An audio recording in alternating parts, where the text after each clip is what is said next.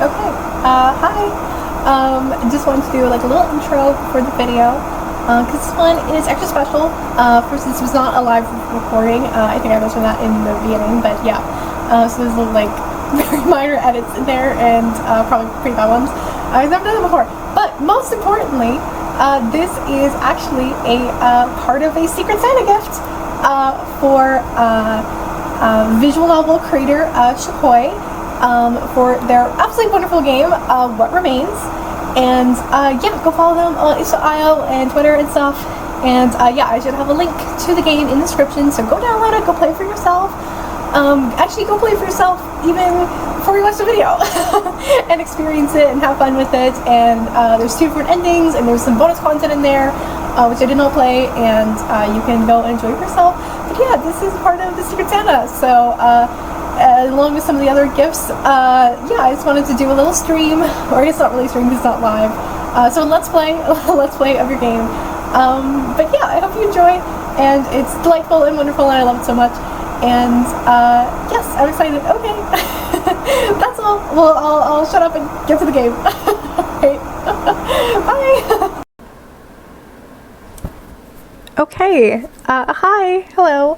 This is gonna be a video, not a live. But yeah, I thought I would just do a little like streamy let's play of What Remains. This is a really awesome game that I'm very excited to play. I have played it before, but I wanted to do it on stream.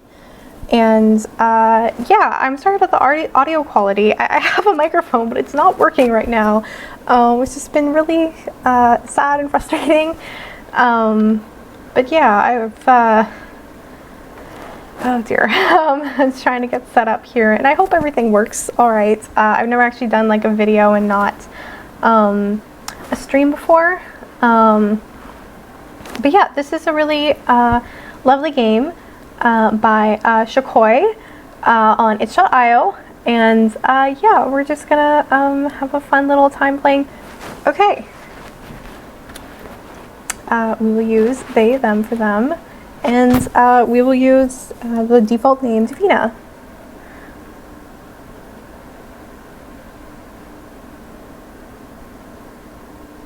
"30 regeneration files, 10 fire mollies, 5 burn salves, 20 smoke bombs."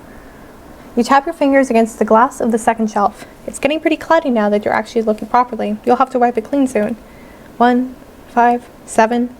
11 bottles of snake oil, 15 bottles of disinfectant, 40 lozenges, a couple boxes of bandages and such that you've been much too lazy to count, and finally 20 tins of white flower balm. Luckily for you, there's still enough stock for 4 more days until another batch is in order. But you're running out of salve faster than expected, which of course means you'll have to spend the rest of the morning grinding herbs again. You grow and scribble down a reminder in your journal. Harvest herbs, make the salve, bottle them, and label. Wait, when was Paulo going to pick up his tonic again? The front door chimes open, following the soft click of it closing shut. You scoff. Good heavens, do people not know how to read? You're sure you flipped the sign over more than 10 minutes ago, though you suppose it is your fault for not having locked the damn thing. You ignored. If it was so important that they come in after closing time, then they can very well figure it out on their own how exactly to get your attention. You have work to do. You flip through the latest pages in your journal. The thing's at least a few months old now. The edges of the binding are frayed, and the paper is littered with stains and creases from your trips to gather herbs in the forest. You drag your finger underneath the lines, hoping it will help decipher your words. Monday? No, that was Pablo's pickup for the poison, not Paulo's. The page flip... Yeah. A page flip later, you find what you were looking for. There in your absent-minded scrawl, Saturday, midday. You really should improve your writing. Someone's talking to us. You still. No. No, he shouldn't be here. Why is he here? Your finger curls, scratching and tearing the paper underneath it. Even from here, you can hear his breath, hear the will of the world flow through his every inhale and exhale. You crave to place your hand over his chest, feel his lungs expand and strain against its hollow cage. To curl your fingers underneath his skin and tear flesh asunder until all that's left is his damn soul, destined for a world so much greater than this, yet still here all the same. But you've lost that right long ago. His breath was never yours. Never even his to begin with. His heart is turned away, beating in time with another. His soul is his, and his alone. You force yourself to relax. fingers uncurling and leaving a broken trail in its wake. You raise your head. What are you two doing? Oh, he's so handsome. He's staring at you, disdain clear in the quiver of his eyes. There's something else there, too. Something you can't quite place. Not right now. Pain clouds whatever is left of your judgment. Even now, anger is an easy escape. It opens its doors for you at every turn. The familiar steel of pettiness slips into your hand like a honed blade. It hums in search of blood. What am I doing here? What am I? You laugh, disbelief color in your voice. What are you two doing? This is my shop. Matter of fact, it's closed if you haven't noticed. I love the voice acting in this game. Also, all the art is so gorgeous and the characters so fun. I'm just excited to play through. What? He asks, taken aback. Slowly, he scans the room around you. Realization dawns on him in a cold rush. Satisfaction slithers up your spine. It isn't a win, but it's good enough. I see you've lost the ability to read as well. My name is on the sign up front. Or were you too busy staring at your reflection? Well, you could have decorated better. Sure you're all right, studying your place that big. His face scrunches up in disgust. To your horror, he dissolves into a fit of shoulder-rattling coughs. Blood splatters on his lips and collar. He winces, fingers tensing at his sides.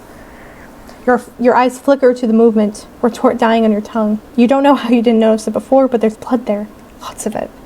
He grimaces at your attention, but doesn't bother to hide the injury. Did they send you here? You grit out, slowly making your way over to where he is. After all, this is your damn shop, and you cannot let some stupid scribe die on your watch. He laughs bitterly, but doesn't deign you with a response. You look up at him. He's staring at your hand, eyes hazy and face casted in shadow. You curl your fingers around his hand and gently pry it away from his body. His palms are covered in blood. The cloth of his blouse is torn, and where it isn't sticks to his torso from sweat. You murmur, a hand hovering over the wound. Some of the blood has dried, but it's bright red and angry, and your breath hitches in your throat. Black tendrils spread out from the gash. You can't see how far they've gone underneath his clothes, but you look up at him again. Salvi stares back at you, his breathing shallow. You hiss. Should have told me sooner. Forgive me. I was rather preoccupied. You shake your head, and before you can think twice, point to the doorway leading to your living room. Sit down on the couch. I'll be with you. He purses his lips. You ready yourself for a retort that'll have you dragging him by the ear, but nothing comes. His eyes are tender in a way you're too tired to name. It unnerves you far more than it ought to. He shakes his head as if to discard the thought, gives you a brief nod. Couch better not be moldy. You roll your eyes. Before I have said Sorry about the notifications. I'll try and put my phone somewhere else. I just need to have it on.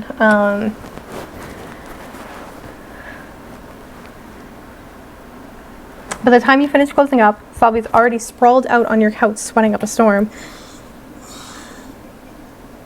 At some point, he's taken off his top and shoved it underneath itself. The bleeding has mostly stopped, but the cloth thankfully catches most of the stragglers. His eyes are closed and his brows are drawn in sharp discomfort. If his breathing didn't forcibly even itself out upon your entry, you would have mistaken him for being asleep. You roll up your sleeve and kneel to his side. Now that he's shirtless, you can better see the damage. It's exactly as you expected. The gash is bright red with spots of black where the poison first spread. He's tried his best to keep his breathing even, but now that he's attempting to speak, it comes out strained. The Nonangle attacked me. I was trying to get past the damn smoke by nightfall, but shut up. He eyes you, indignant. Still, he remains blessedly silent, his breathing evened out once more. You nod in approval. You could tell me more about later. You take out a vial from your hip and stare in the bright green liquid inside. Should you tell him? Yes, this will hurt. You flick your attention back to him. He's staring at the vial, but his gaze is far off. He should recognize it, but nothing. You're not sure if he's just tired or if it's the poison getting to him. Either way, you don't have time to waste. His brows draw together in confusion. You pop the bottle open. and pour the contents straight into his injury. He screams. It starts out as a grunt and morphs into something guttural and animalistic. It takes everything in you to keep pouring. His left hand grasps desperately at the back of the sofa. The right finds its way onto your shoulder and digs into your flesh. The last drop falls into his open wound, and you turn your focus to prying his hand off of you before he injures you as well. It takes longer than expected, but soon enough he's clutching at your wrist instead, body writhing like a dying roach. After a minute, the wound begins to bubble, black blobs of liquid rising from the gaping hole and sliding down his torso. It takes 5 minutes before the screaming finally stops. Salvi's eyes are closed. His whole body is covered in sweat, chest heaving and arms still shaking from the residual pain. You make your way to stand up and fetch him a cloth when you realize he's still clutching onto you for dear life. Of course we're going to stay with him. Of course we are. Yes, he does need us. He needs you right now, more than he'll ever care to admit. You sigh and sit back down. Gently, you pry his trembling hand from your wrist so you can hold it in both of yours. It's rough and callous, so much more damage than when you last left him. What happened to him? What happened to them? If Salvi was here, Dante shouldn't be far off. And if Dante wasn't here... After a moment, he stops trembling. A few minutes later, his breathing evens out. You place a hand against his chest. He does not wake.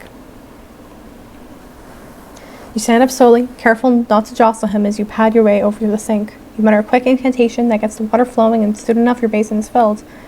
You heft it up by your hip and grab a clean rag and some soap on the way back. You drop by his side and begin cleaning him off. His skin is pliant underneath your hand, and it comes to you then that this is the first time that you've ever seen him out of his stupid little outfits.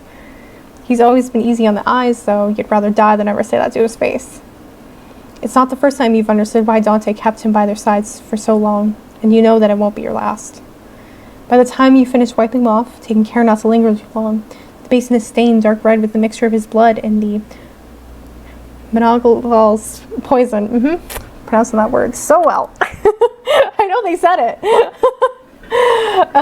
At first you thought you were just imagining it. I'm so sorry if you could hear that. You probably can. That's our dishwasher. I'm just going to wait.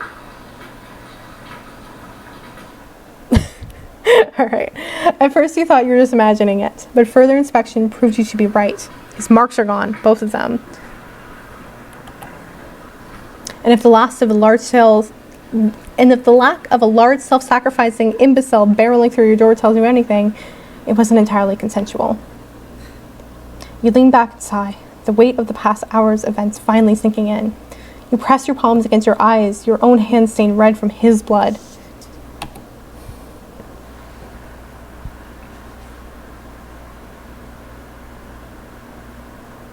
Okay, I am going to get water. 1 second. We will do timestamp to edit.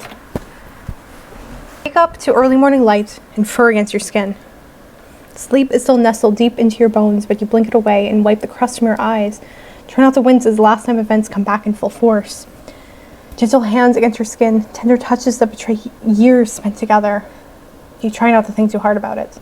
The wound is still too fresh. You prop your elbows up behind you to try and sit up, only to be met with a searing hot pain in your side. You hiss, nearly biting down on your tongue. You look up to see Davina staring down at you, unimpressed. They roll their eyes and push you back down with a light shove. It hurts at first, but laying down is infinitely better than what you were trying to do. They say, exasperated. Did traveling with Dante teach you nothing? You're shit at healing. Oh, shit, healing. Apothecary. Really? You say in way of a reply.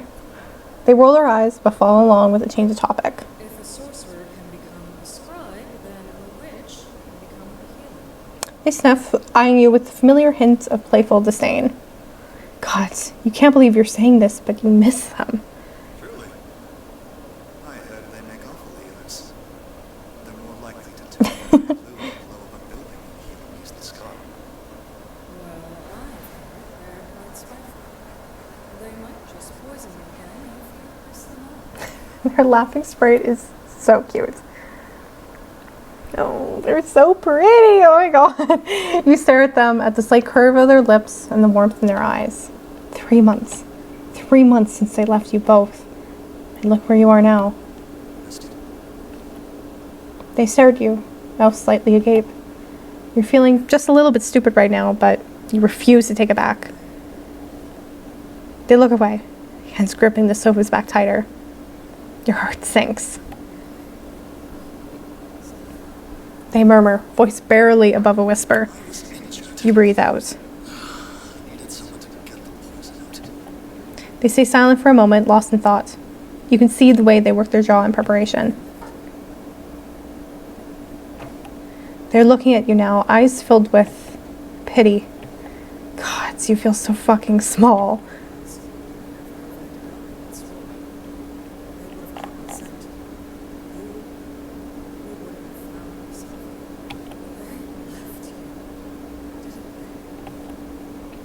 Your vision starts to cloud, preparing for the impending rainfall.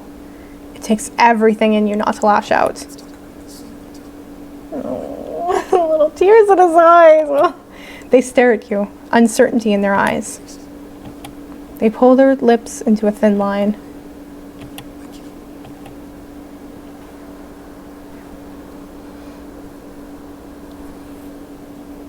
You ladle the porridge into a bowl, careful not to spill any. You're going to have to eat the same food for a few days until Salvi's body fully recuperates. Sorry. Thankfully, you quite like the taste of porridge. Thank you.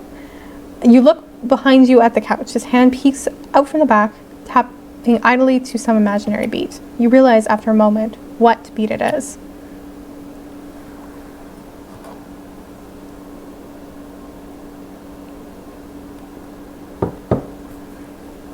Gloves, hands, gilded masks, the swell of music reverberating in your ear.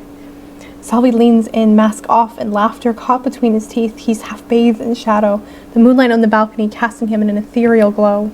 From here you can smell his cologne, can practically taste the sweetness of his skin. Quite the dancer. Which, He smiles, teeth bared. Even better than you, I imagine. now, let's not get ahead of ourselves. He laughs, voiced void of the pain you'd all accrued over the years. Oh God, sorry. I can speak, I'm just tripping over my words. For a brief moment, you forgot how often he makes you want to stitch his mouth shut. Well, I'm sitting here. Behind you, someone chuckles. You cannot see them from your position, but you know that they are there, watching. They huff out a breath, and it is followed by the clink of glass on marble. Don't be too hard on yourself, Dante. You did quite well today. They stepped on my toes 3 times. I'll have to get sour. They even stepped on the countess, didn't they? They were exquisitely graceful fingers to see yourself. Not much of a mess. You roll your eyes, but concede.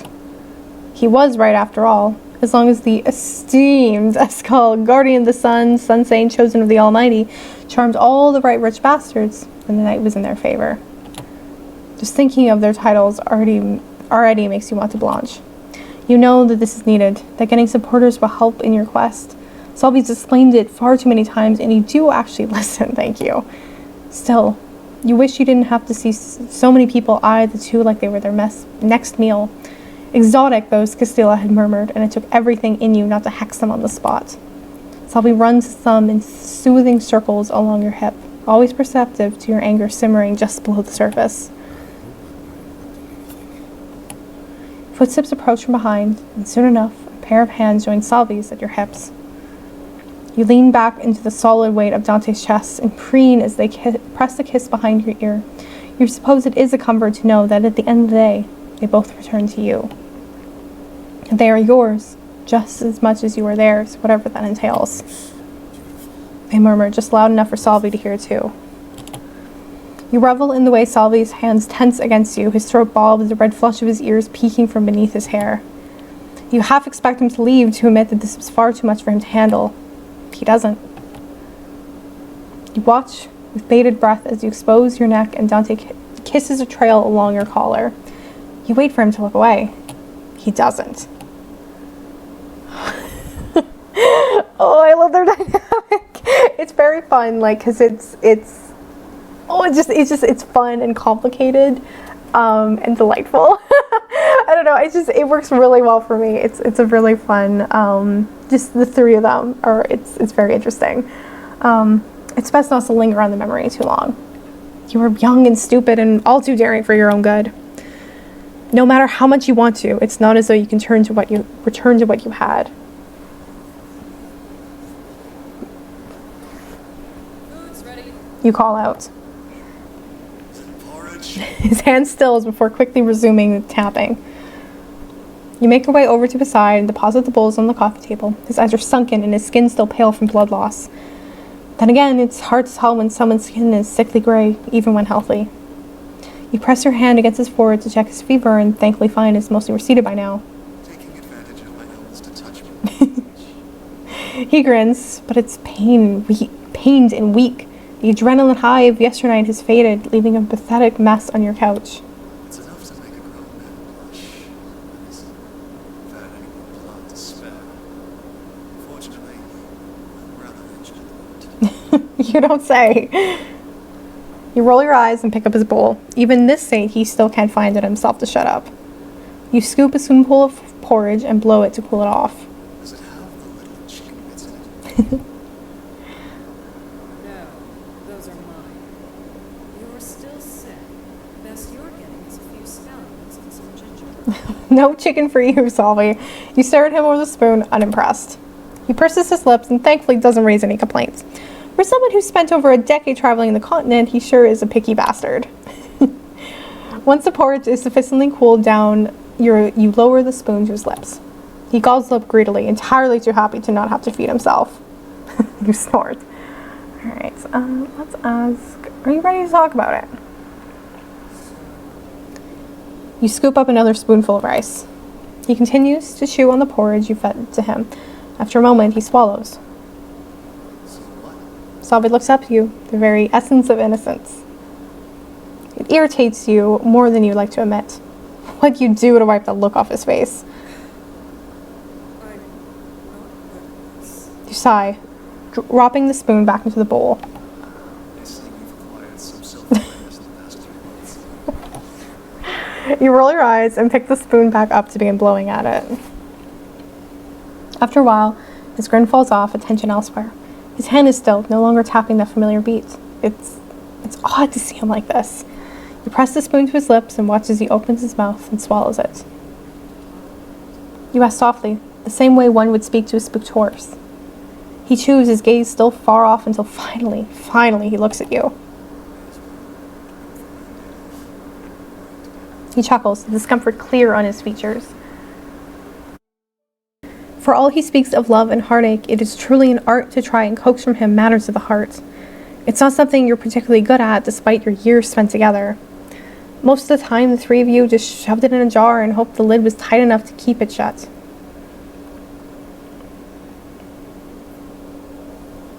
your time. You start to blow at another spoon as he gears up to tell his story. He glances at you, a soft and genuine smile on his lips. You don't feel as you deserve it, he mutters. You look at him incredulously.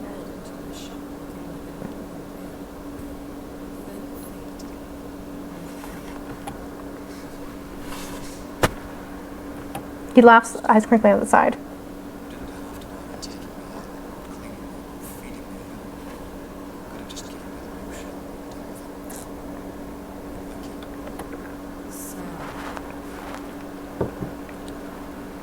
You start choosing your next word carefully. Yeah, you're my friend.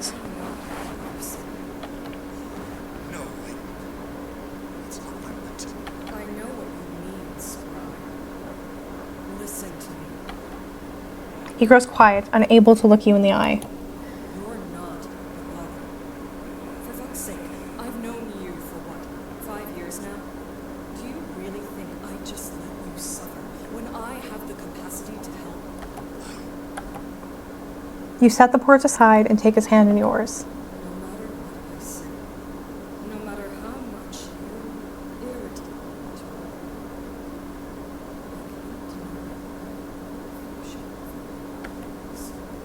me, You murmur, pressing your forehead against his. I've already lost this. He goes quiet.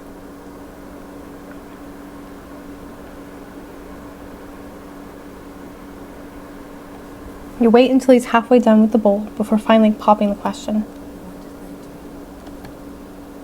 Salvi stills, staring at the spoon halfway to his mouth. You place it back in the bowl. He sends you a dirty look, but there's no real bite behind it. Had to let a man finish eating first.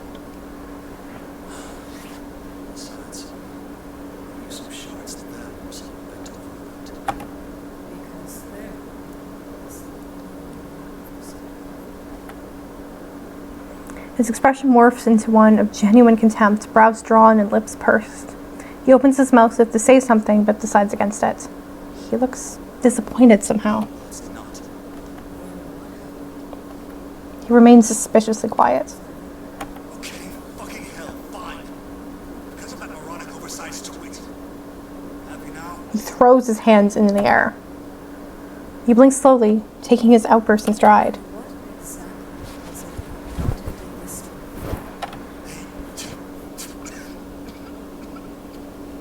Salvi chokes on air, which quickly devolves into heaving coughs.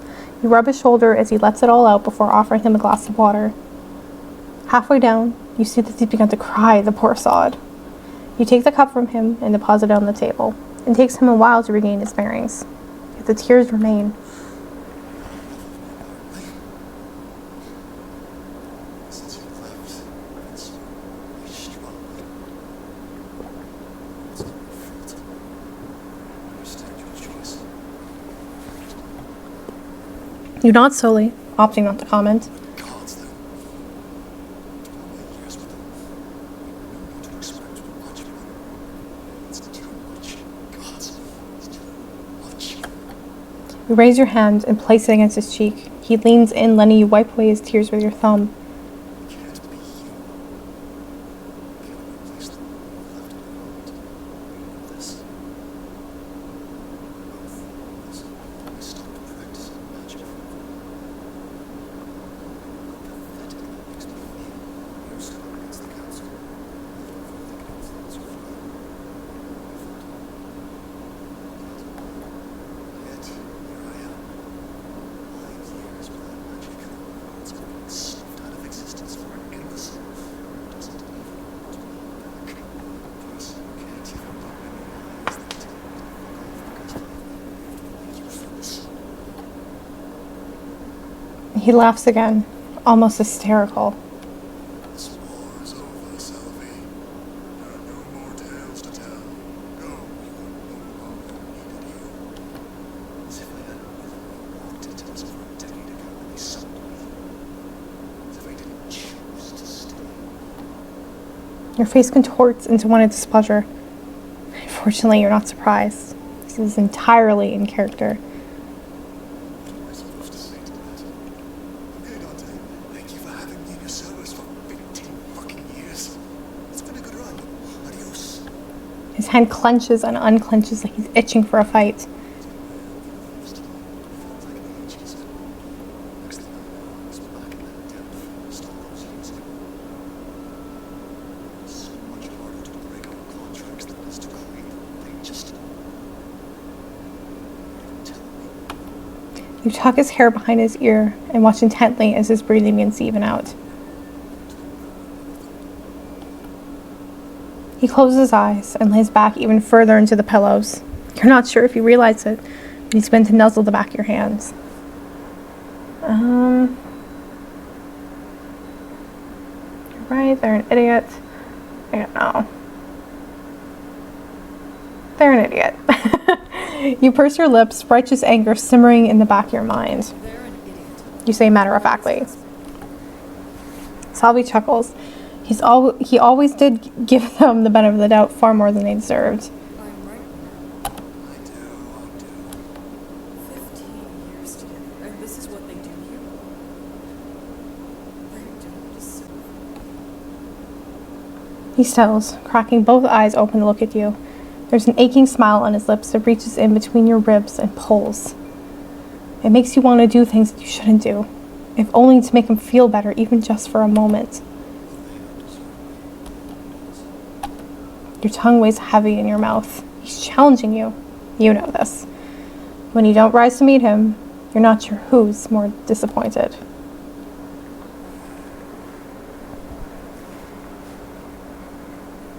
Two days later, you're feeling significantly better than you were before. Davina is nowhere to be seen, probably either gathering herbs again or making potions and salves at the front desk. Though you're not exactly sure why they'd still be doing it so late, it's already past sundown. You spent the past 2 days in a delirious state of sleep, only waking up from whenever your mind decided to give you a respite from your dreams. You dreamed of them again, the two of them. You wish you could stay, but there's no point lingering in the past, lest you end up like the rest of your kind, so blinded by it that they ignore the cruelties of their inaction. And to be honest, you're kind of hungry. They already graduated you to solid food, so they wouldn't fault you for a little snack, right? You prop your elbows up behind you, and this time you can finally stand without issue. Your legs are unsteady, already used to 3 days lying down and only standing for the infrequent bathroom break. You were only half lying about the other day when you said Davina was a shit healer. You pressed your hand against the bandages wrapped tenderly around your torso. They definitely got better at it, that's for sure. You smile softly, grazing your fingers against the place they touched. Ah, you got caught. You laugh, turning around with your hands raised. Nothing. Nothing for you to worry or be suspicious about. I would immediately be so suspicious. You know that less suspicious, right? They're so cute. They have good banter. They sigh and roll their eyes fondly. You wait for them to say something, but they're rather busy staring at the couch. Well, excuse me. I'm off to get a snack. Do you want to sleep with me? Their eyes snap to yours. Yeah, of course. Of course. I would love to. You grin, teeth and all. I thought you proposition. Treat all patients like this. You know that's not what I meant. They sputter, indignation clear as day. Truly. I was quite looking forward to all the hubbub was about. They sigh and begin massaging their temples. Your beloved Davina, still so bad with words. They grumble something under their breath you don't even bother to even try and hear. It's not going to be flattering for you anyway. You know what? Forget it. What? No, my darling. Forgive me. You pout and reach out to give them a hug and apology, only for legs to give out from under you. They catch you before you hit the ground, arms wrapped around your fragile form with what would be a surprising amount of strength if you didn't have the pleasure of already knowing them. This is why I told you to stay in the chair, Sophie. You smile impishly and clutch onto them, giving to the excuse of close proximity. First instead. Only if you stop being so obnoxious about it. No promises. Of course.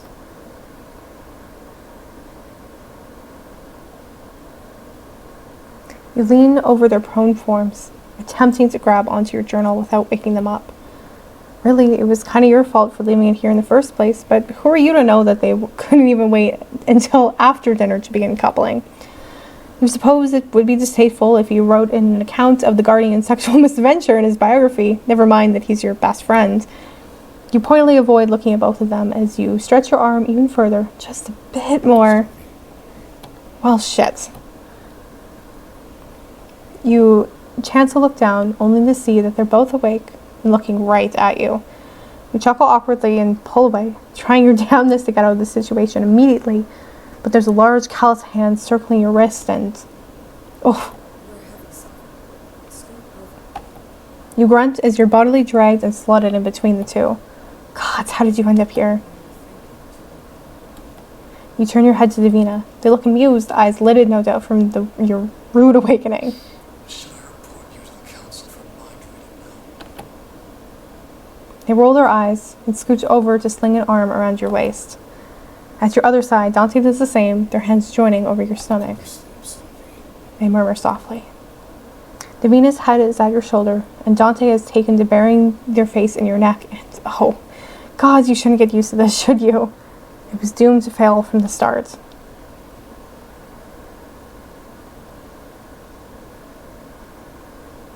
You're broken out of your reverie by Davina entering.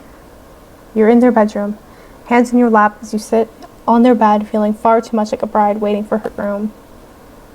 When you chance to look at Davina, they're dressed in a nightgown that exposes much of their neck and collarbone, and, well then, you exhale, averting your gaze from their body. It's not the first time you understood why Dante wanted them, loved them instead of you. You resolve yourself to not look at them the whole night when a lump of cloth hits you in the head. You sputter and grab it. To your surprise, it's another nightgown, tailored to your size and brand new. You look up at them. Apparently, the two of you are of the same mind because they're resolutely looking away as well. Just. I had your clothes prepared, and they should be ready in the morning. Can't just keep dressing for Has 3 months turned you into a blushing maiden? I already took off your clothes when you first appeared yourself. Besides, I've seen you fleeing butt naked enough angered spouses to last me a lifetime. But if you truly wish for privacy, then I can make myself scarce. Say,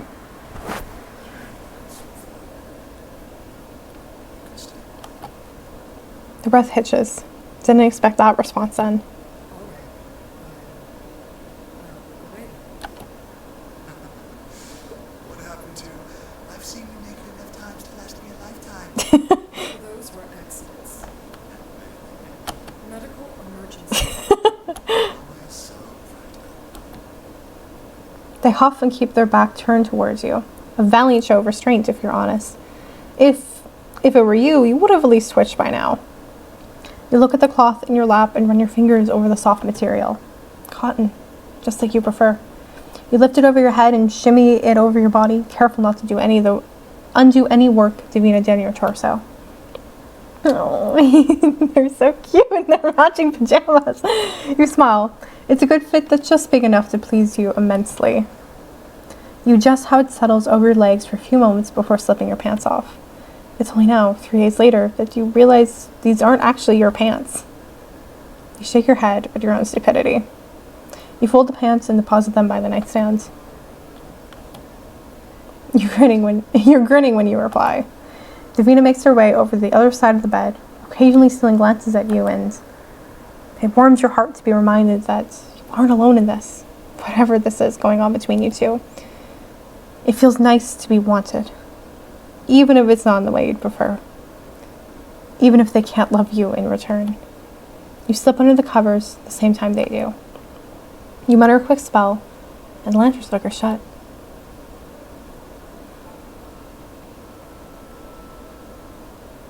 Their back is turned towards you, careful to keep some distance between your bodies, so you turn your back as well.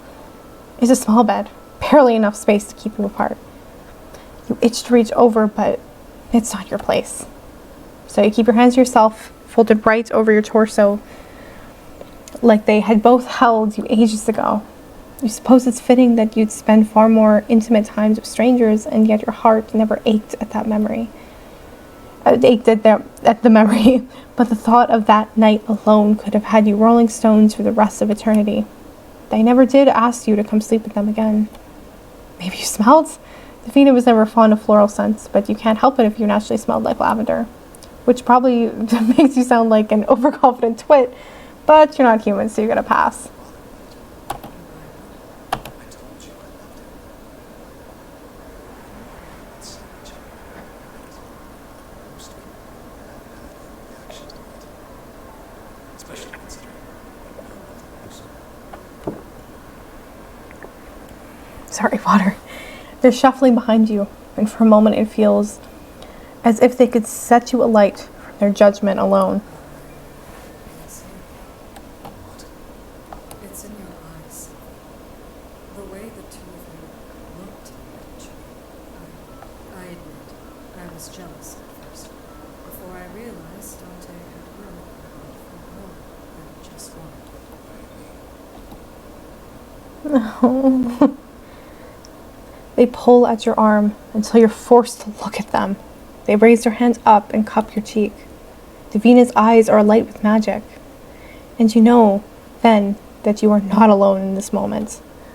You ignore it, leaning into their hand and reveling in the way they run their thumb across your cheek. If Dante sees, then it's their own fault, not yours. Rituals are a two-way street, and it's no business of yours if they're stupid enough to cross. Do you really think you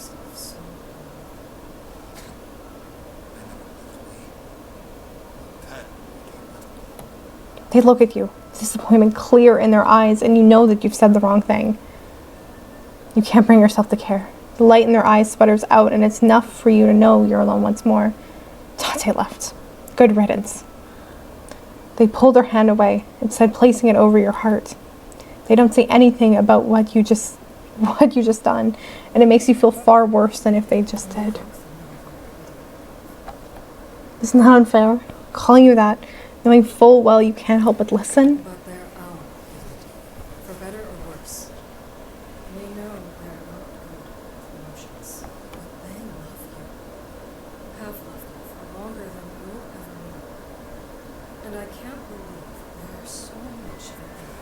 Their self-sacrificing nature. You place your hand over theirs and squeeze. They curl their fingers in before intertwining them with yours. But the question is, do you love them still? I think Salvi does, yeah. Yes. You answer, and curse your traitorous heart because you mean it. There's no judgment in their eyes, only understanding. I do too. And I suppose I'm lucky, considering I left for my own mission. I still love them. Faults and all. And I don't think I'll ever stop. You run your thumb over their knuckles and raise it to your lips for a kiss. They smile softly, and it should be discomforting. The things you know you do to keep it there forever. The things you would sacrifice for them to be happy. But it's not. And yet again, you are met with the realization of why exactly Dante fell in love. Why you fell in love, no matter how much jealousy had painted their vision green. But you always did love the scenery, didn't you? You pulled them in, tucking their head underneath your chin. They would destroy you, and yet every year without fail, spring would come. Just sleep softly. Tomorrow. Dawn. And drift off into the night's embrace.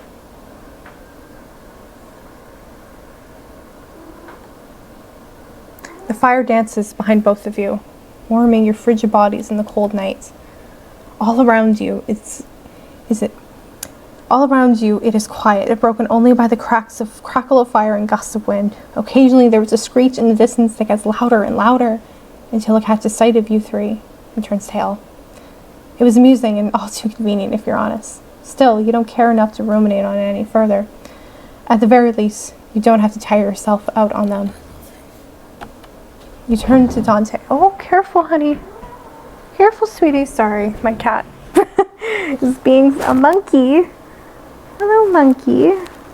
Come sit. She loves rolling around on our table on my placemat, and she fell off. But she's fine. It wasn't. Cat's on her feet. She's fine. Come here. Okay, you probably hear her meowing in the background. You turn to Dante. The confession hangs in the air, stealing their every breath. You say nothing, lest a stray word snuff out the rest of their courage. Even here, with the abyss looming over all of you, you would still choose to stay by their side.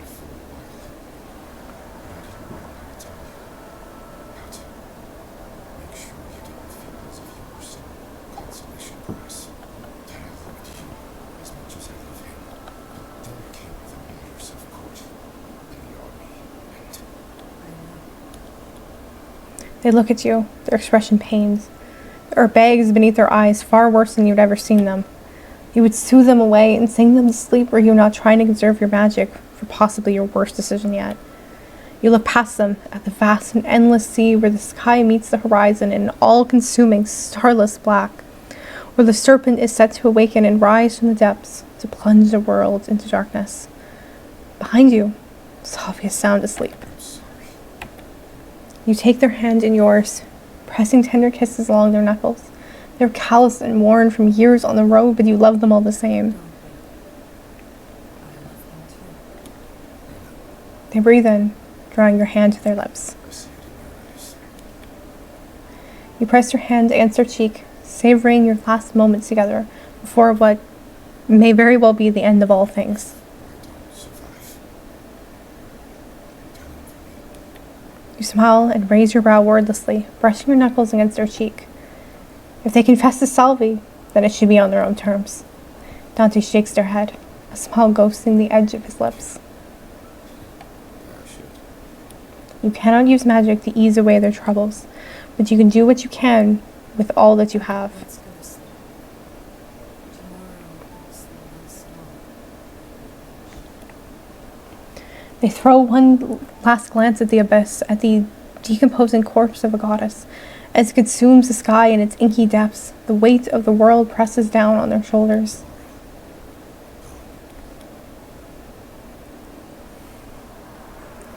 Oh, I love it. There's just so much, like, there's so much history there where we get to see these flashbacks and kind of put together the pieces of the puzzle ourselves. And I don't know, it's very artful and very well done, and it's a delight to play through, especially playing through again, kind of how I know the story and then get to pick up on things that I missed the first time around. You wake to rumpled sheets and an empty bed. The space beside you is warm, the only sign that you aren't delusional, that what happened last night was real. You rise and rub sleep from your eyes. The bed is still warm, so he shouldn't be too far gone. Probably just went to take a piss or something. Always had a poor bladder, that one. Real. You comb your fingers through your hair to untangle it and replace your tie with a ribbon. With out of the way, you lay your hand down beside you, only to be met with a note. You raise it to your eyes and begin to read. Dante is sentenced to death in 10 years' time. It says, and your heart sinks in your chest. Keep the legend alive. So much of it. Council has been planning this for months. We should have known. And I was too blind for the grief of you to see the noose tightening around our necks. No, I can't let this happen. I hope you can forgive me. Just this once. Thank you for everything, darling. Run. You're near. With a life far away from us. You deserve a balance more than paltry hopes we fickle. But a good night. The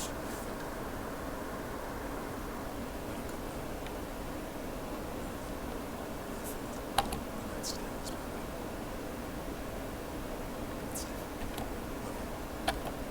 You clutch onto the note and spring forward to your living room. That idiot, that blithering, self-sacrificing fool. All of this talk of Dante's failings, and he cannot stop himself from doing the same.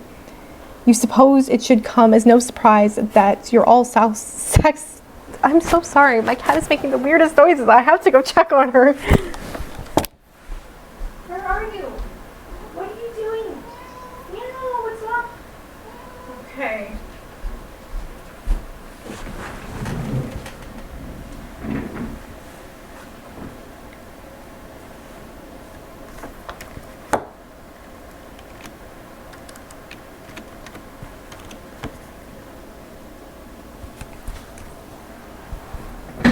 Sorry, checking on the cat. All right. You suppose it should come as no surprise that we're all self-sacrificing nitwits. No sane person would march headfirst into the abyss as you all once had, and look at where your bravery has led you now. You get to the living room just as he's about to leave through the back door, and with a harsh pull, you drag him right back in. He falls down with you on top of him. You huff. You huff, the adrenaline still coursing through your veins. All color has drained from his face as if he wasn't already deathly pale to begin with. There are tears streaming down your eyes and you do not care to stop them. If he feels guilty over it, then it's his own damn fault. You'll kneel by his side and grab at his collar. The bastard had somehow gotten his clothes back while you were asleep, but you're much too incensed to laugh at his strange spikes of competence. Did you not even once consider that I would want to come with you? That I would want to save one of my best friends? You cry out, voice cracking far more than you'd like.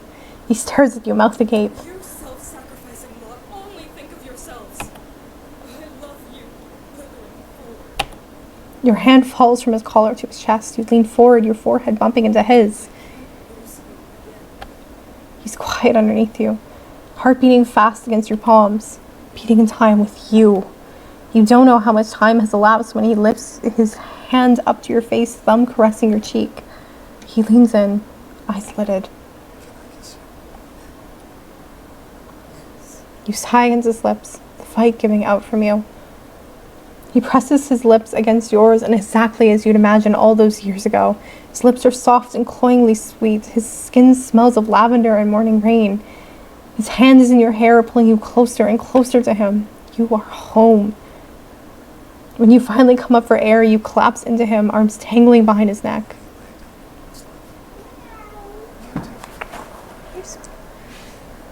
He murmurs, but you already know he's made up your mind despite himself.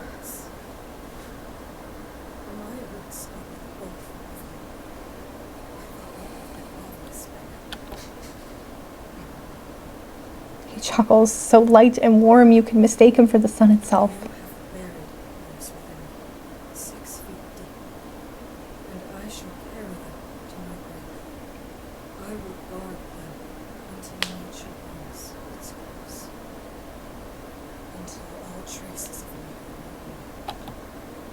His breathless eyes lit with want.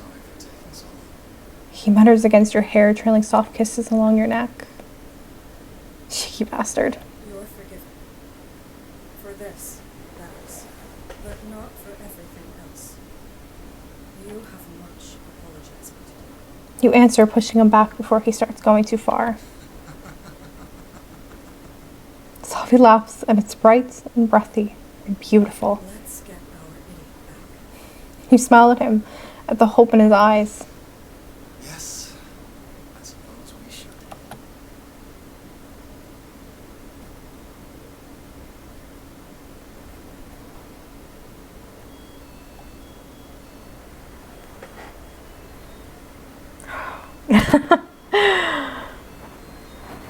Sorry, I'm taking it all in. It's a very, this game is so, one, it's beautiful. The art direction is stunning. I love the way everything's colored together. I'm so sorry if you can hear the weird singing in the background. That's also the dishwasher. I love it. I love the color scheme. I love the atmosphere. Yeah, that's right. A lot. I love the atmosphere. The music choices are incredible. It just adds so much to the game. The characters are so vibrant and lovely, and they've just been sticking in my mind this entire time. Like, I really do love them so much. And yeah, I don't know. This is just a really special experience. We have a little bit more to go, I think. Possibly? I don't remember. I don't remember if there's a little after credit scene or not. We'll just chill here for a bit. I don't know. It's just yeah, I think just the atmosphere of the game is something that's really, really special. Yeah. It's a delight to play through. There it is. There it is. I knew there is an after credit thing. You'll never get tired of the sight, you think. The moon, that is. It's been almost a year since you returned, since you pulled what remained of her from the belly of the beast, and it still takes your breath away to see her in the sky, shining in the glow of her brother's love. What did it look like? The moon, Davina had asked once, their gaze cast off to the darkness above. She was beautiful, Salva replied. I wish you'd been alive to see her. And now you are. You know that she is there, guarding over you in darkness, lighting your every step. If you had the chance to go back, you'd do it all over again. There's no time left for regrets. Come on out, dog, someone shouts from the outside. Even from here, you can smell it. The oil on their swords, the gunpowder waiting to be ignited. But above all else, you smell fear. They are more afraid of you than you are of them. They always will be. It's time to kneel.